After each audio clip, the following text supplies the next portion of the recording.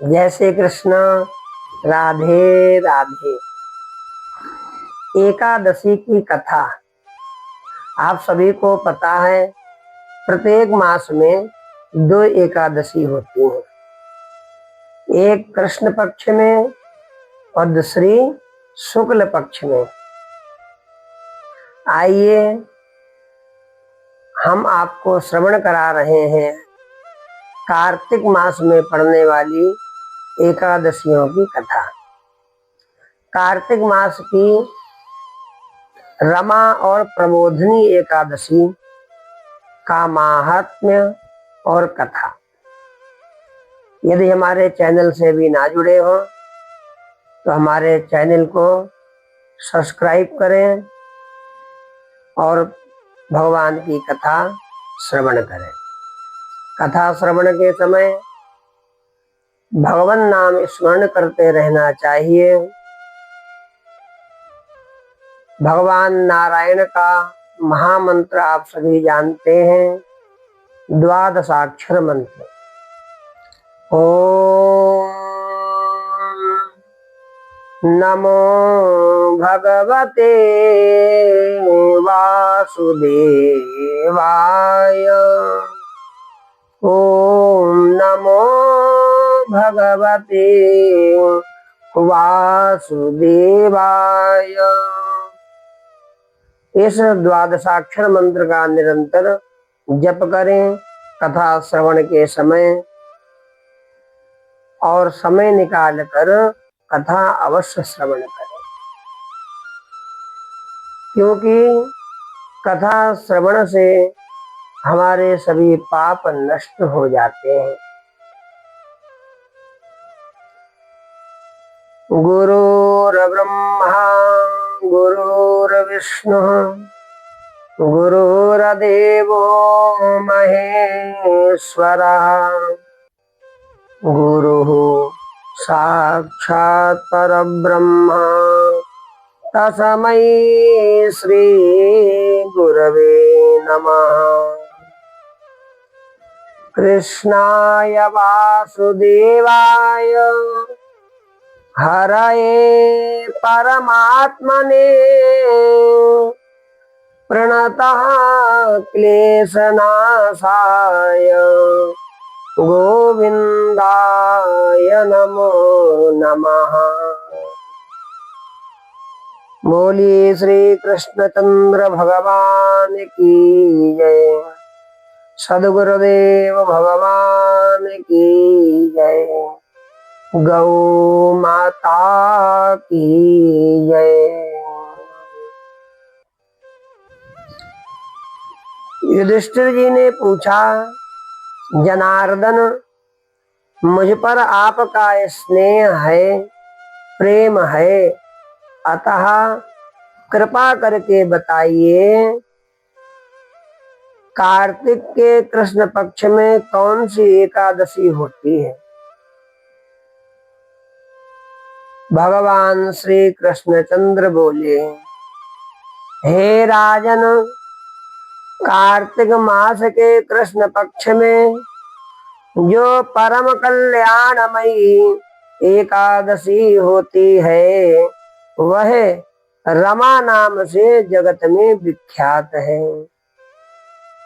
रमा परम उत्तम है और बड़े बड़े पापों को हरने वाली है।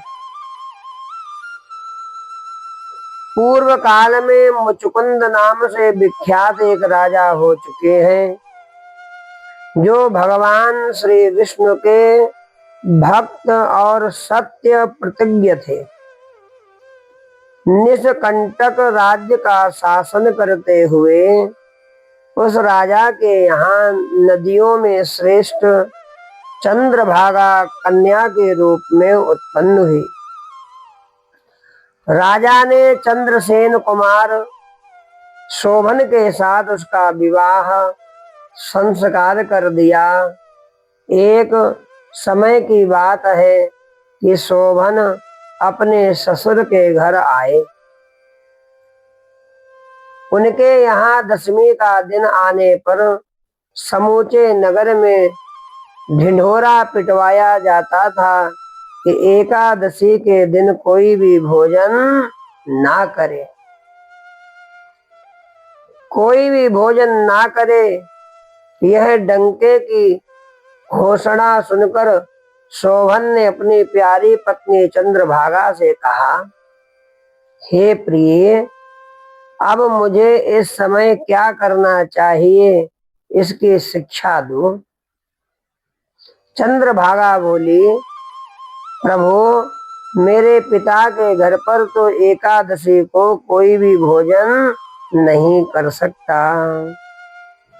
हाथी, घोड़े, हाथियों के बच्चे तथा अन्य पशु भी अन्न, घास तथा जल तक का आहार नहीं करने पाते हैं।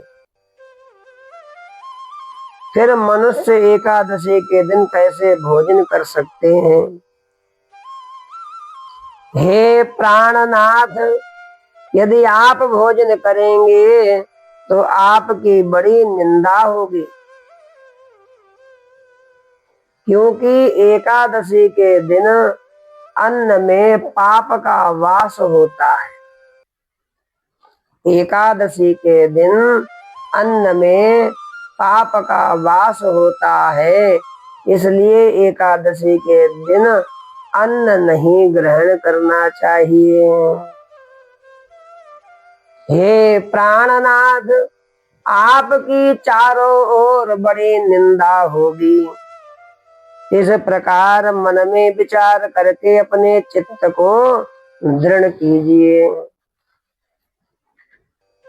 शोभन ने कहा, हे प्रिय, तुम्हारा कहना सत्य है। मैं भी आज उपवास करूंगा। दैव का जैसा विधान है वैसा ही होगा। भगवान श्री कृष्ण कहते हैं, इस प्रकार दृढ़ निश्चय करके शोभन ने व्रत के नियम का पालन किया। सुधा से उनके शरीर में पीड़ा होने लगी, भूख लग रही थी, अतः वे बहुत दुखी हुए। भूख की चिंता में पड़े पड़े सूर्यास्त हो गया, पूरा दिन बीत गया। रात्रि आई। जो हरि पूजा परायण तथा जागरण में आसक्त वैष्णव मनुष्यों का हर्ष बढ़ाने वाली थी, परंतु वही रात्रि शोभन के लिए अत्यंत अत्यंत दुखदायिनी हुई। सूर्योदय होते होते उनका प्राणांत हो गया। राजा मुचुकुंद ने राजोचित काष्ठों से शोभन का दाह संस्कार कराया।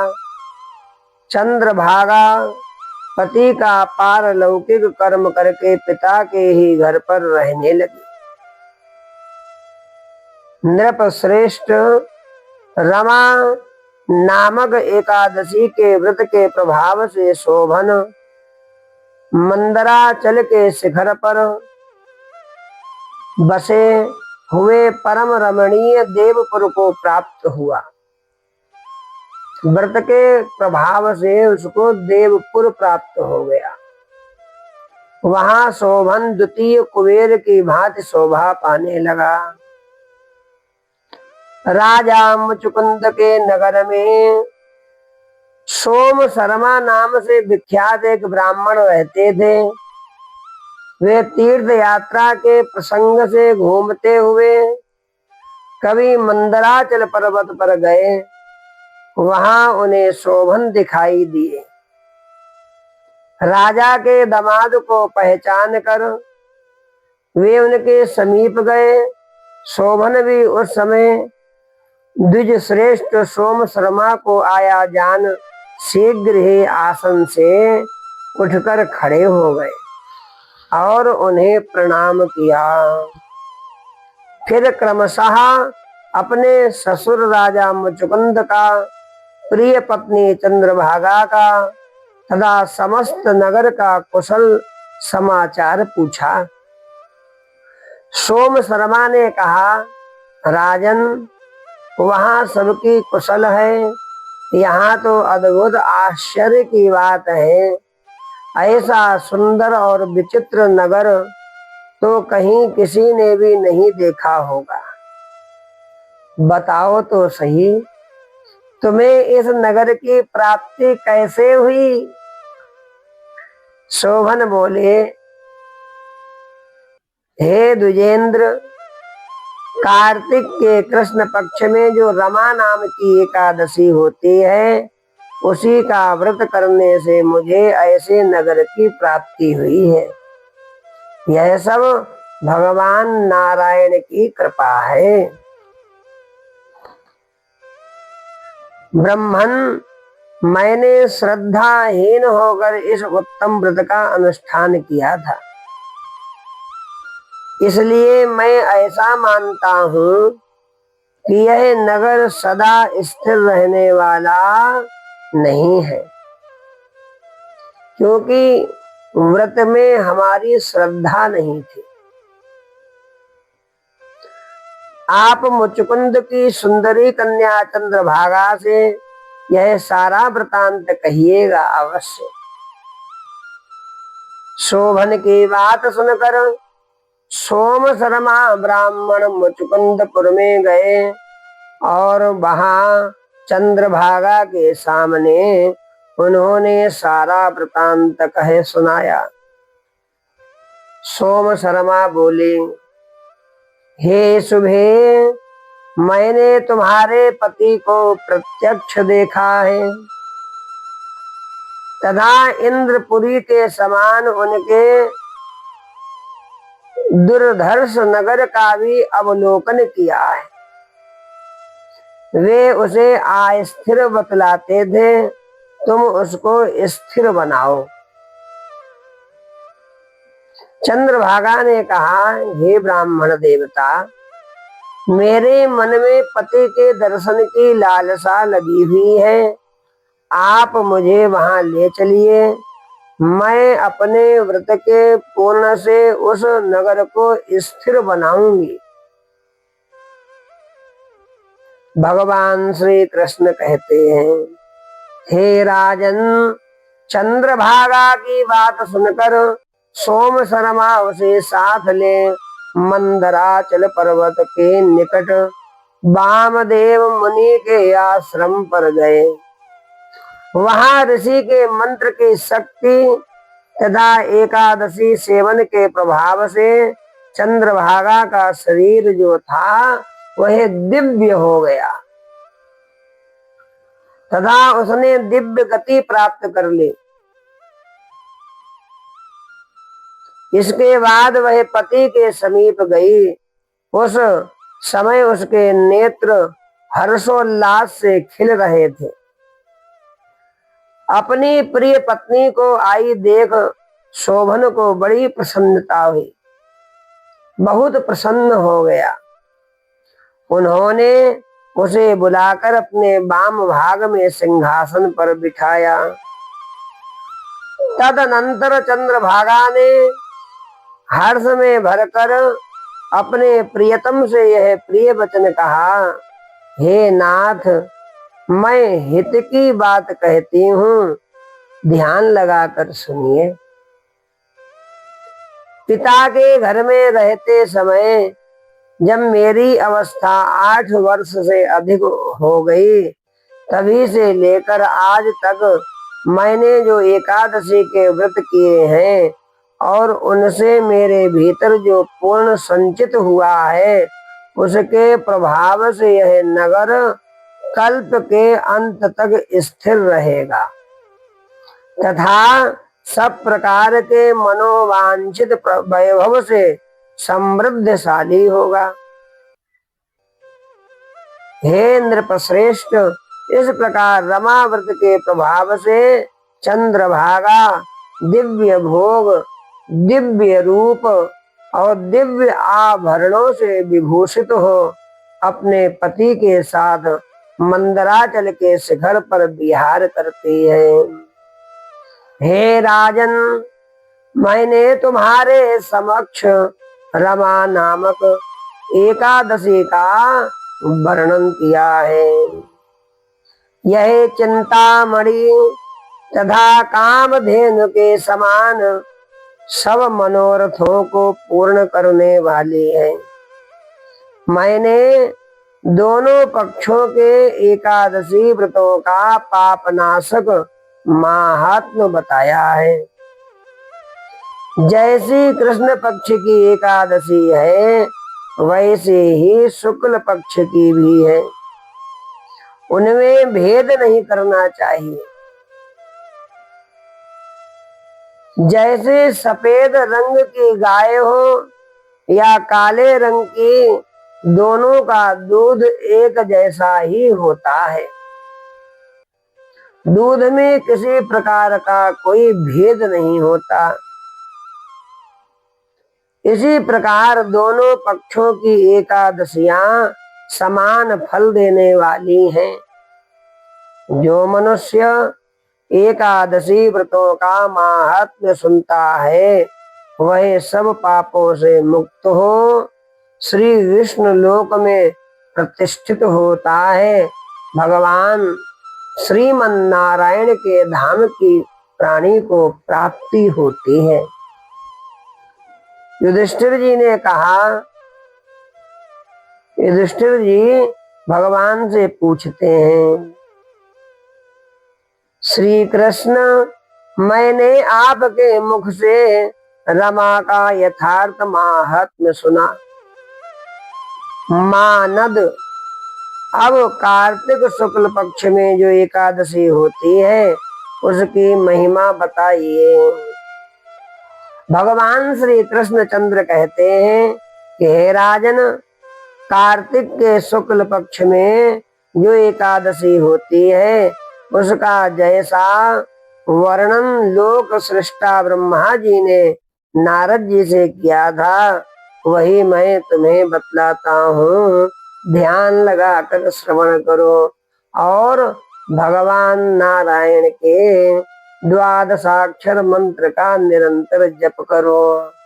ओम नमो भगवते वासुदेवाय। ओम नमो भगवते वासुदेवाय। श्री कृष्ण गोविंद हरे मुरारे, हे नाथ नारायण वासुदेव। नारद जी ने कहा, पिताजी, जिसमें धर्म कर्म में प्रवृत्ति कराने वाले भगवान गोविंद जागते हैं उस प्रबोधनी एकादशी का महात्म्य बतलाइए। ब्रह्मोवाच, ब्रह्मा जी बोले, हे मुनि श्रेष्ठ, प्रबोधनी का महात्म्य पाप का नाश, सभी प्रकार के पाप नष्ट हो जाते हैं केवल व्रत करने मात्र से। पूर्ण की वृद्धि, जीवन में पूर्ण की वृद्धि भी होती है तथा उत्तम बुद्धि वाले पुरुषों को मोक्ष प्रदान करने वाला है। समुद्र से लेकर सरोवर तक जितने भी तीर्थ हैं वे सभी अपने महात्म्य की तभी तक गर्जना करते हैं जब तक कि कार्तिक मास में भगवान विष्णु की प्रबोधनी तिथि नहीं आ जाती। प्रबोधनी एकादशी को एक ही उपवास कर लेने से मनुष्य हजारों हजार अश्वमेध तथा 100 राजसूय यज्ञ का फल पा लेता है। यह एकादशी बहुत ही दुर्लभ मानी गई है।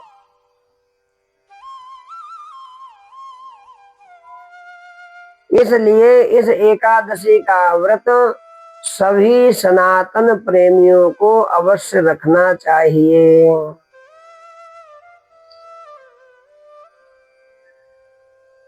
प्रबोधनी एकादशी को एक ही उपवास कर लेने से मनुष्य पूरे वर्ष की एकादशी के व्रत का फल प्राप्त कर लेता है।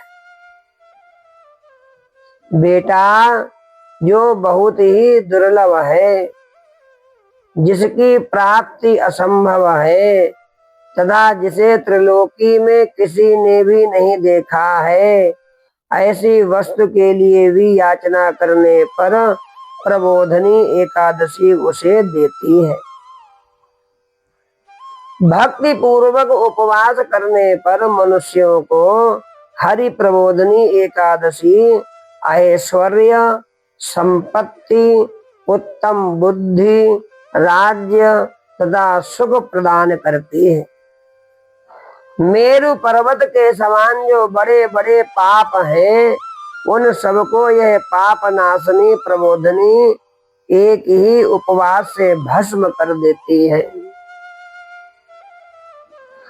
पहले के हजारों जन्मों में जो पाप किए गए हैं, उन्हें प्रबोधनी की रात्रि का जागरण रुई की ढेरी के समान भस्म कर डालता है। एकादशी की रात्रि में जागरण अवश्य करना चाहिए। भारतीय देसी गाय का घी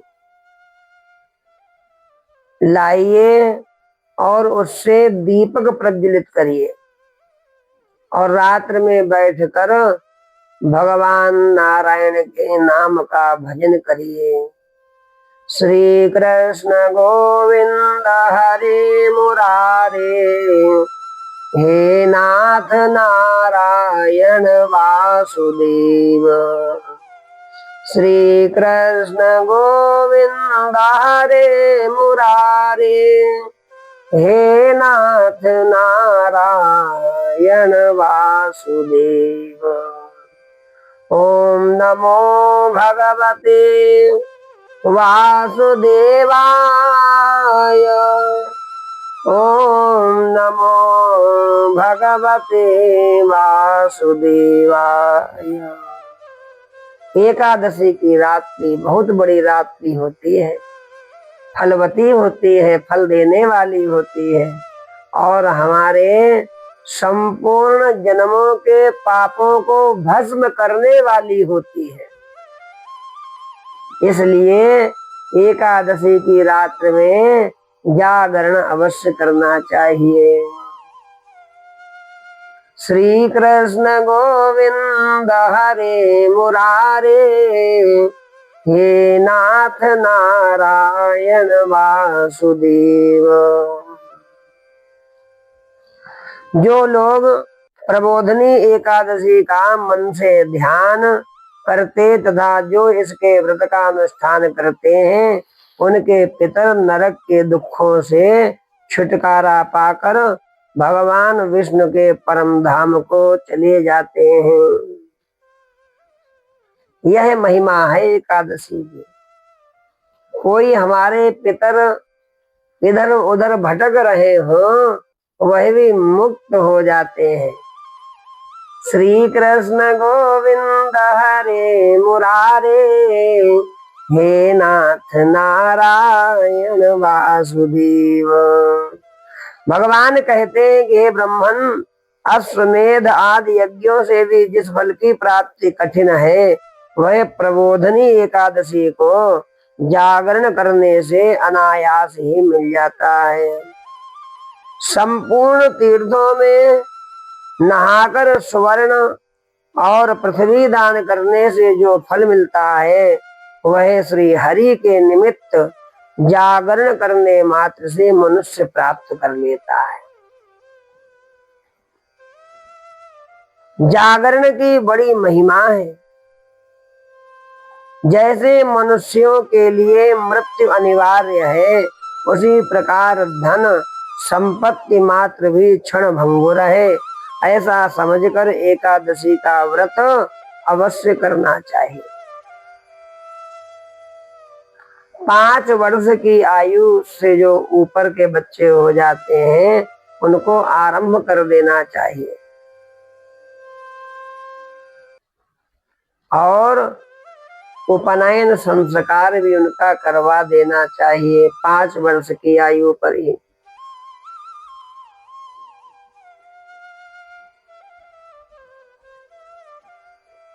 जिस प्रकार मनुष्यों के लिए मृत्यु अनिवार्य है, उसी प्रकार धन संपत्ति मात्र भी क्षणभंगुर है।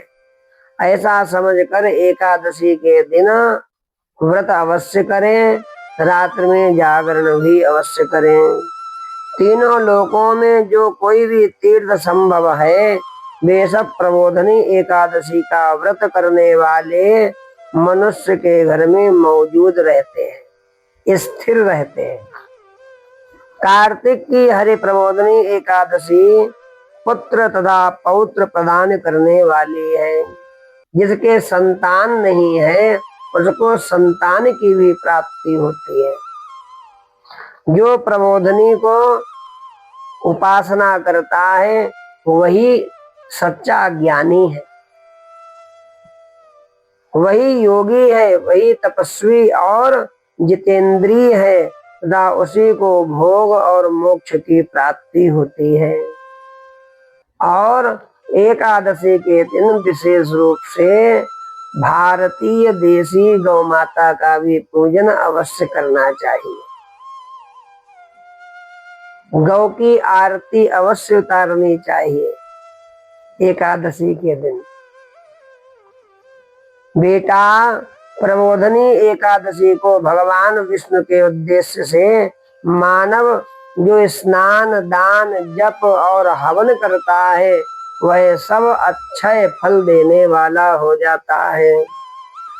जो मनुष्य एकादशी तिथि को उपवास करके भगवान माधव की भक्ति पूर्वक पूजा करते हैं, वे 100 जन्मों के पापों से छुटकारा पा जाते हैं।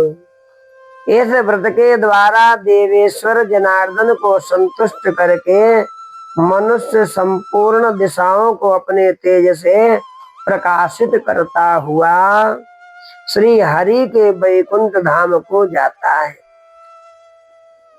श्री प्रबोधनी को पूजित होने पर भगवान गोविंद मनुष्यों के बचपन, जवानी और बुढ़ापे में किए हुए 100 जन्मों के पापों को, चाहे वे अधिक हो या कम, धो डालते हैं।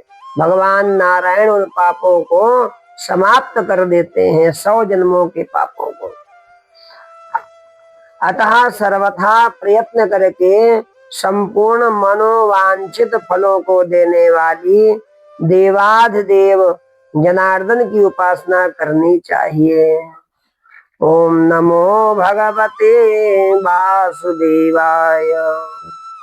भगवान कहते हैं, बेटा नारद, जो भगवान विष्णु के भजन में तत्पर होकर कार्तिक मास में पराये अन्न का त्याग करता है, वह चंद्रायन व्रत का फल पाता है।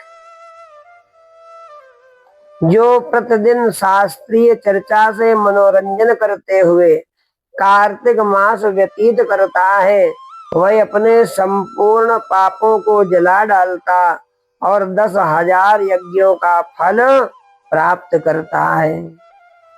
कार्तिक मास में शास्त्रीय कथा के कहने सुनने से भगवान मधुसूदन को जैसा संतोष होता है, वैसा उन्हें यज्ञ, दान अथवा जप आदि से भी नहीं होता। जो शुभ कर्म परायण पुरुष कार्तिक मास में 1 या आधा श्लोक भी भगवान विष्णु की कथा वाचते हैं, उन्हें 100 गोदान का फल प्राप्त होता है। हे महामुने, कार्तिक मास में भगवान केशव के सामने शास्त्र का स्वाध्याय तथा श्रवण करना चाहिए।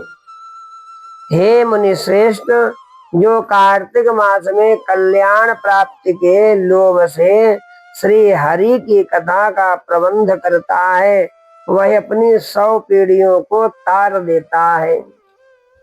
जो मनुष्य सदा नियम पूर्वक कार्तिक मास में भगवान विष्णु की कथा सुनता है, उसे 1,000 गोदान का फल मिलता है।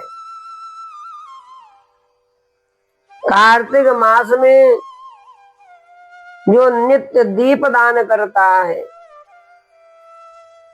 उस पर भगवान विष्णु अति प्रसन्न होते हैं। इसलिए कार्तिक मास में दीपदान अवश्य करना चाहिए और तुलसी जी की 4 परिक्रमा भी अवश्य लगानी चाहिए। ओम नमो भगवते वासुदेवाय। जो प्रबोधनी एकादशी के दिन श्री विष्णु की कथा श्रवण करता है उसे 7 दीपों से युक्त पृथ्वी दान करने का फल स्वयं प्राप्त होता है। हे मुनि श्रेष्ठ, जो भगवान विष्णु की कथा सुनकर अपनी शक्ति के अनुसार कथावाचक की पूजा करते हैं उन्हें अक्षय लोक की प्राप्ति होती है।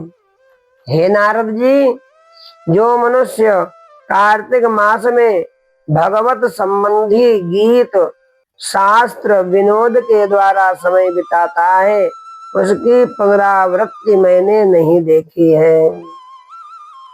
हे मुने, जो पुण्य आत्मा पुरुष भगवान के समक्ष गान, नृत्य, वाद्य और श्री विष्णु की कथा करता है वह तीनों लोकों के ऊपर विराजमान होता है। बड़ी महिमा है कथा की। हे नारद, कार्तिक की प्रबोधनी एकादशी के दिन बहुत से फल फूल कपूर अर्घजा और कुमकुम के द्वारा श्री हरि की पूजा करनी चाहिए। एकादशी आने पर धन की कंजूसी नहीं करनी चाहिए क्योंकि उस दिन दान आदि करने से असंख्य पुण्य की प्राप्ति होती है। प्रबोधनी को जागरण के समय शंख में जल लेकर फल तथा नाना प्रकार के द्रव्यों के साथ श्री जनार्दन को अर्घ देना चाहिए। ओम नमो भगवते वासुदेवाय। संपूर्ण तीर्थों में स्नान करने और सब प्रकार के दान देने से जो फल मिलता है वही प्रबोधनी एकादशी को अर्घ देने से करोड़ गुना होकर प्राप्त होता है। हे नारद, अर्घ के पश्चात भोजन, आच्छादन और दक्षिणा आदि के द्वारा भगवान विष्णु की प्रसन्नता के लिए गुरु की पूजा, आचार्य की पूजा करनी चाहिए। विशेष रूप से भगवान कहते हैं कि दान करने के बाद में उसको जबान से बोलना भी नहीं चाहिए कि हमने दान किया है। जीवन में कभी भी हमारे हाथों से कोई पूर्ण कार्य हो जाए उसको बिल्कुल भी गाना नहीं है, नहीं तो उसका जो फल है सब निष्फल हो जाएगा। गुरु के प्रति, आचार्य के प्रति श्रद्धावान होना चाहिए, बड़ी श्रद्धा रखनी चाहिए क्योंकि गुरु और आचार्य हमको भगवान से मिलाते हैं। भगवत प्राप्ति तभी संभव है जब हमारे जीवन में गुरु आचार्य होगा। इसलिए बड़े श्रद्धा से गुरु और आचार्य का पूजन करना चाहिए।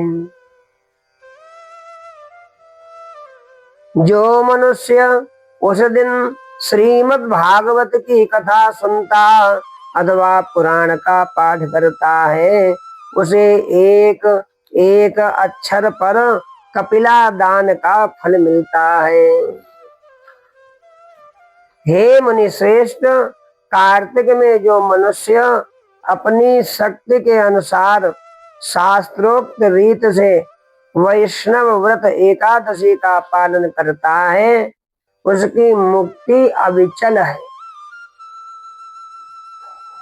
केतकी के एक पत्ते से पूजित होने पर भगवान गरुड़ध्वज 1000 वर्ष तक अत्यंत तृप्त रहते हैं।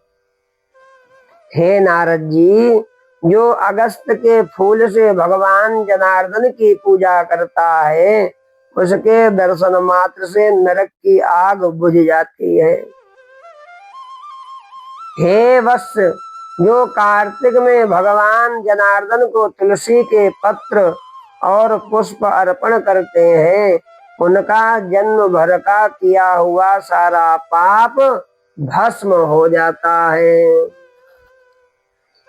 हे नारद, जो प्रतिदिन दर्शन, स्पर्श, ध्यान, नाम कीर्तन, स्तवन, अर्पण, चेतन, नित्य पूजन तथा नमस्कार के द्वारा श्री तुलसी में 9 प्रकार की भक्ति करते हैं, वे कोटि सहस्र युगों तक पूर्ण का विस्तार करते हैं।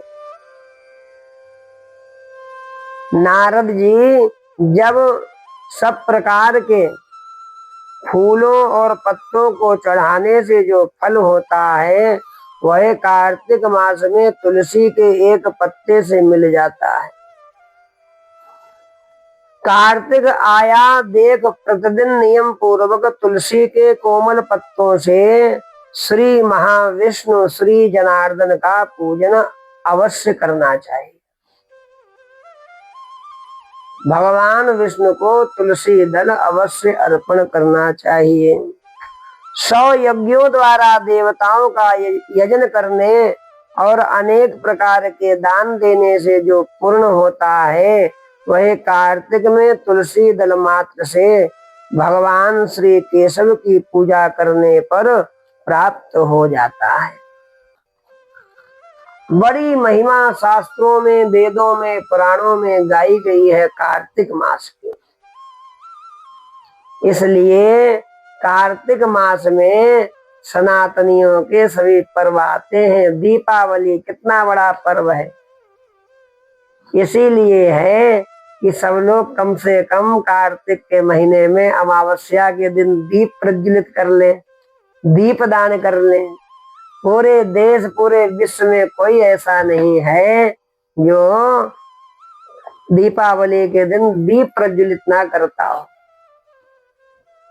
कार्तिक के ही महीने में देखिए धनतेरस, हनुमान जी की जयंती, बड़ी दीपावली, भाई दूज, गोवर्धन पूजा, कितना पवित्र यह महीना है। आप सभी से निवेदन है, यह कथा आप लोग अपने बंधु बांधवों को भी भेजें, जिससे कि वह सब कार्तिक मास के महात्म्य को समझ सके।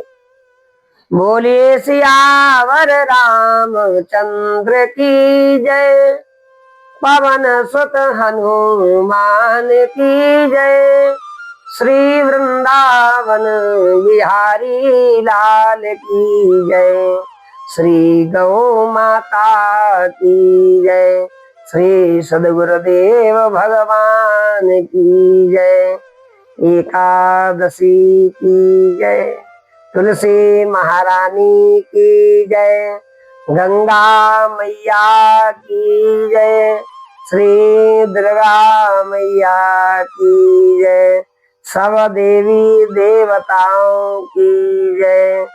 नमः पार्वती पतये हर हर महादेव हर।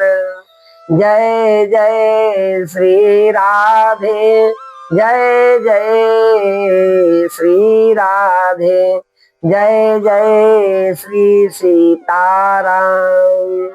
भगवान की मंगलमयी कथा आप सभी लोग अवश्य श्रवण करें और अपने सभी बंधु बांधवों को भेजें और हमारे चैनल से भी अवश्य जुड़ें।